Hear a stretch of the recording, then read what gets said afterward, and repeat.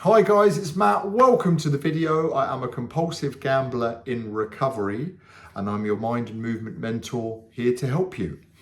So the topic for this video is inspired by a podcast clip that I came across. It's not actually that recent. It's a few years old of Andrew Huberman, Dr. Andrew Huberman, talking to Anna Lembke.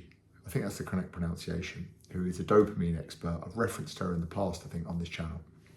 Very, very good. Enjoy watching her. And the question came up in the chat that they were having. Do or can addicts get addicted to being in addiction recovery?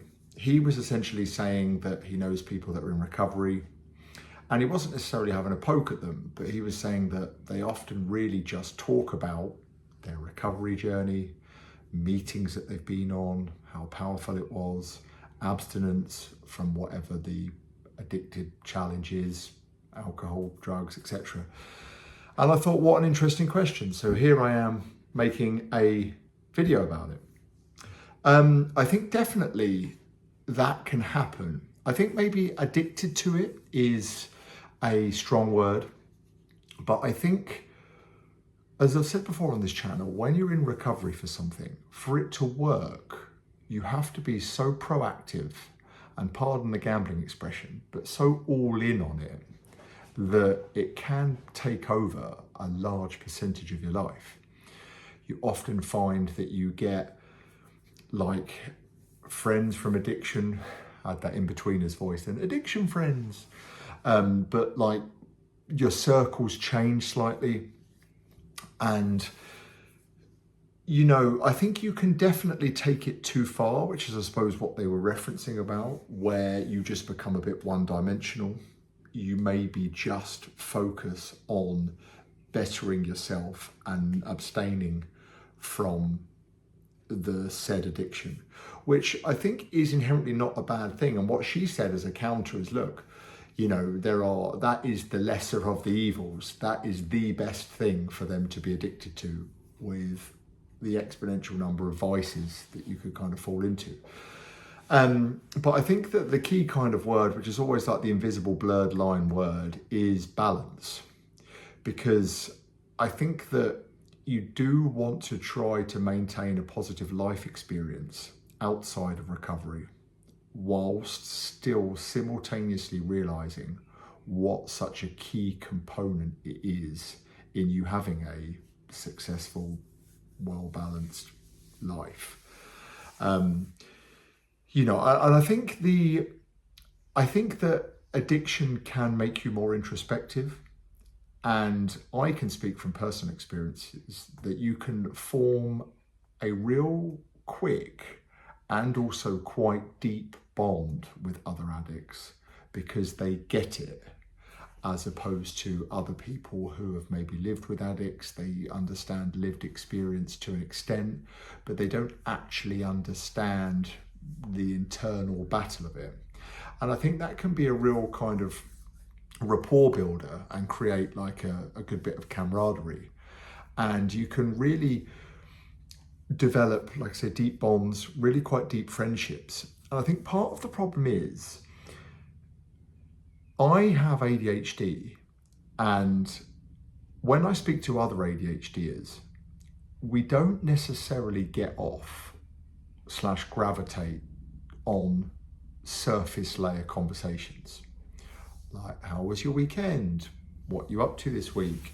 You've been doing much? How's work?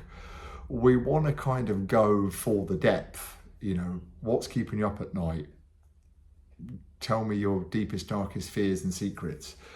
That's obviously slight exaggeration, but you can very quickly almost outgrow the idea of what a lot of mainstream like conversation is.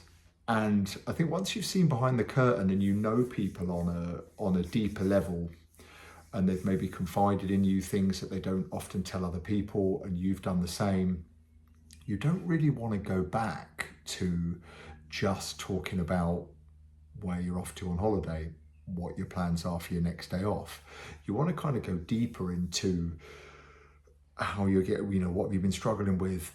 What have you maybe learned or found out about yourself recently that's helping you overcome that? And it really is a lot more stimulating, I think, I find. And I think this is a spectrum thing to an extent, without tarring everyone with the same brush. I know not everyone who is an addict is on the spectrum and vice versa. But I think definitely this can be like an ADHD-like personality type trait. So I think that is kind of in some ways a reason why it happens, because you do start to be a bit introspective. It does teach you things about yourself. You do learn things, and then you want to kind of, I suppose, put them right. You want to go down rabbit holes. You want to learn more about yourself and others, about how you can be better, why you act in the way that you do. And a lot of people, friends, family members, co-workers, don't necessarily resonate with conversation on that kind of level. They just don't. In fact, some people often actively avoid it, and you can almost see them maybe not verbalizing it or articulating it like this, but they almost get like kind of a physical ick of like when you're being a bit real. And that's totally fine. Zero judgment. I mean, the only critique of that is you could argue that to an extent they are maybe wearing a bit of a mask for whatever reason, and aren't maybe willing to peel back some of the layers of the onion of their own journey and do that deeper work. But that sounds very judgmental, and I don't mean it to be totally each to their own. I'm not saying one side of thinking is definitely better than the other, but I think once you do gravitate towards a certain way and you embrace recovery, you do think like that. Not to mention, it is very important having that kind of peer level support. There's loads of studies done about environment and how influential it is, and just how you'll start to almost tune into other people's vibrational frequencies when you have proximity to them, whether you know it or not. It's all practically completely subconscious. So there is maybe that seeking out of people that are on a similar journey, that have kind of a similar value, and you realize that is a constructive thing for you to do as an addict. It keeps you a bit more focused, keeps your attention in the right direction. You could say to a larger extent it minimizes the extent to things like relapse, and there's loads of evidence on the other side of it of just how kind of the positive influence it is of having a good uplifting environment. And people definitely respond to the peer performance. So if you're surrounded by people that are doing well in things, you inclined to generally raise your game in that direction as well. So I think the answer is probably yes, albeit addiction is probably a bit of a too strong a word for it. But as I've kind of said, I don't necessarily think it's such a bad thing, as long as you don't build a full identity around it. And, do 3 Gamblers Anonymous meetings a day, every day, never leave your house, because I think that is probably too far the other way. And like most things, the win is probably a bit more in the grey area than at the full kind of black or white extremes.